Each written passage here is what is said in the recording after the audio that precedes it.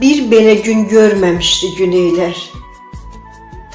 Bir fəryad var, axır məni küləklər. Qucaqlayır başdaşını küləklər. Dağlar sənə laylay deyir, şəhidim. Bir nəğməsən, könüllərdə qalası, vətənimin yenilməyən qalası. Rahat uyu, dağların balası. Dağlar sənə laylay deyir, şəhidim. Sən bir haqsan, haqqı yenməz bu dağlar.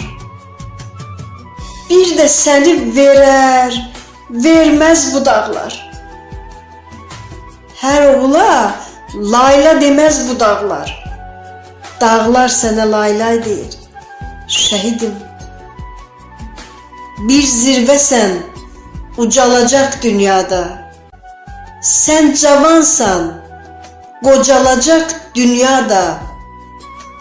Bu dağılmış ən uca dağ dünyada. Dağlar sənə laylay deyir, şəhidim.